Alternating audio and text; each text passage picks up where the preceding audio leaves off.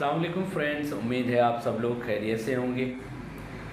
आज मेरी एक दोस्त से मुलाकात हुई। उसने कहा कि आपने यूट्यूब चैनल बनाया हुआ है और स्पेशली हमने जो उसमें वीडियोस अपलोड किए हैं वो सॉन्ग्स और मूवीज़ के मुतालिक हैं। तो उसने मुझे सजेस्ट किया कि यार आप अपनी फ़ील्ड के मुतालिक अगर आप कुछ चीज़ें बताएंगे, वीडियोस अपलोड करेंगे तो हमारे लिए और भी बेहतर रहेगा। तो मैं फार्मास्यूटिकल्स कंपनी में काम करता हूँ। तो आज हम मेडिसिन के मुतालिक कुछ चीज़ें डिस्कस करेंगे। स्पेशली हमारे यहाँ जो मेजर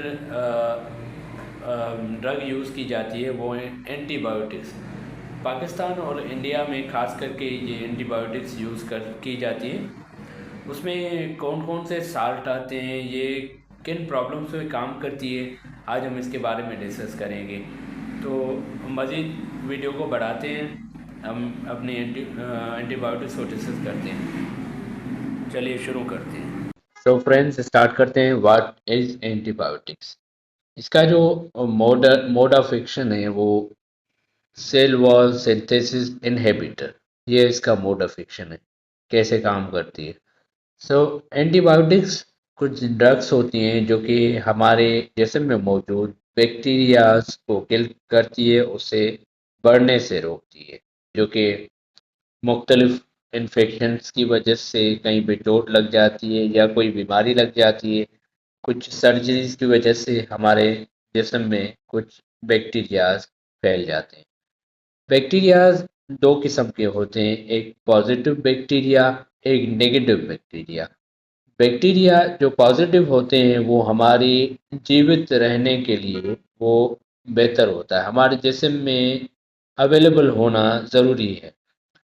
पर अगर नेगेटिव बैक्टीरियाज हमारे जिस्म में दाखिल हो जाते हैं तो कुछ वो अपनी एक वॉल बनाते हैं जिसको हम वॉल सिंथेसिस भी कहते हैं।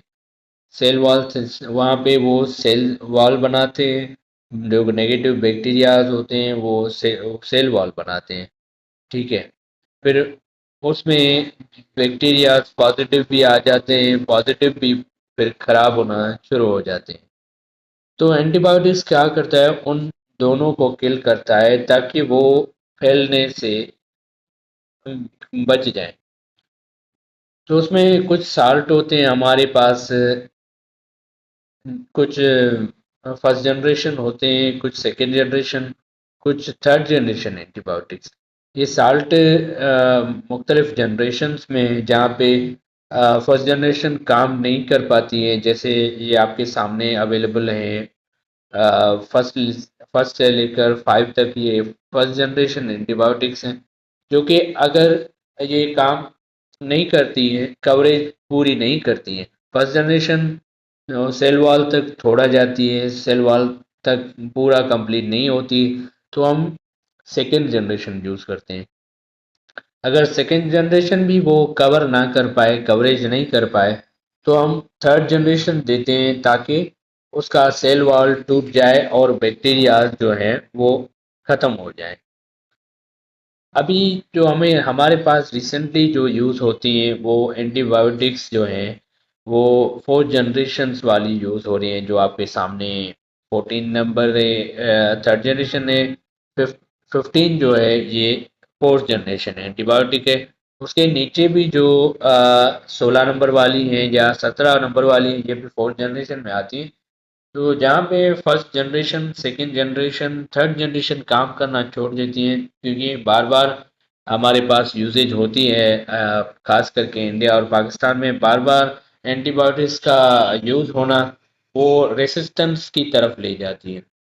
जब second first generation, second generation, third generation में रेसिस्टेंस आ जाती है तो हमें डॉक्टर्स को फोर्थ जनरेशन, फिफ्थ जनरेशन पे जाना पड़ता है। तो उसके अब इंडिकेशंस की बात करते हैं, ये किन चीज़ों पर, किन प्रॉब्लम्स पर जो है ना इस्तेमाल होती हैं। उसमें ये जो फर्स्ट नंबर पे यूरिनरी ट्रैक्ट इन्फेक्शन, यूटीआई का केस होता है। ठीक है, यूटीआई का प्रॉब्लम जो है बाहर का हम जंक फूड फूड खाते हैं या कुछ मिलावट वाला खाना खाते हैं, तो ये हमें प्रॉब्लम हो जाती है यूटीआई की।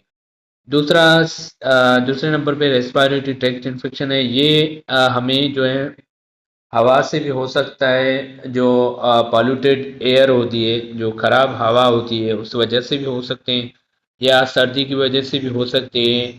ठीक है, तो ये इस प्रॉब्लम होती है रेस्पिरेटरी ट्रैक्ट इन्फेक्शन, जिससे हम सांस लेते हैं, जिन ऑर्गन से हम सांस लेते हैं उसको हम रेस्पिरेटरी ट्रैक्ट इन्फेक्शन कहते हैं। थर्ड थर्ड नंबर पे है टाइफाइड फीवर, जो हमें मुद्दे वाला बुखार होता है, जो आसानी से छोड़ता नहीं है, तो उसमें हम एंटीबायोटिक्स यूज करते हैं। फोर्थ में निमोनिया है। निमोनिया भी चेस्ट का एक प्रॉब्लम है, जो कि इसका कोर्स होता है 3-4 महीने का, तो उसमें भी हम और फिफ्थ नंबर पे जो स्किन सॉफ्ट टिश्यू इन्फेक्शन मैंने पहले भी डिस्कस किया था, ये सर्जरीज की वजह से या चोट लगने की वजह से अगर आपको स्किन में सॉफ्ट टिश्यू इन्फेक्शन इन्फेक्शन हो जाए, तो हम उसमें भी यूज़ करते हैं। ओटिटिस मीडिया है सिक्स नंबर पे। कान में कोई हमें खराबी हो जाती है, तो सेवन नंबर पे जो है सेक्सुअल ट्रांसमिटेड डिजीज। ये सेक्सुअल ट्रांसमिटेड डिजीज एसटीडी भी कहते हैं हम इसको, जो कि हमें इंटरकोर्स की वजह से ये प्रॉब्लम हो जाती है। शादीशुदा लोगों को भी ये प्रॉब्लम हो जाती है। तो अगर इसमें साफ सफाई वगैरह का खास ख्याल रखना पड़ता है, खास ख्याल रखना पड़ता है, और एसटीडी में आपको रिपोर्ट्स का वगैरह करवानी पड़ती है। अगर आप किसी पार्टनर से करते हैं तो आपको पता होना चाहिए कि ये इसकी एसटीडी प्रॉब्लम तो नहीं है, इसके इसमें कोई ऐसा कोई इशू तो नहीं है जिससे हमें एसटीडी हो सकती है, तो ये चेकअप करवाना लाजमी होता है। सो इट्स फ्रेंड्स, यही कुछ टॉपिक के बारे में हमने डिस्कस किया। ये आपके इंट्रोडक्शन के लिए काफ़ी है। Thanks for watching. जुड़े रहिए, सब्सक्राइब करें और बेल आइकन को ज़रूर दबाएं, ताकि हम आने वाली वीडियोस में आपसे मज़ीद वीडियोस के बारे में डिस्कस करें, मज़ीद टॉपिक्स के बारे में हम डिस्कस करें। इंशाल्लाह मैं फर्दर इसको कंटिन्यू करूँगा, ताकि आपको मज़ीद मेडिसिन के मुतालिक चीज़ों के बारे में बताऊँ, ताकि आप फर्स्ट एड जो है वो आप घर पे भी दे सकें। Thank you.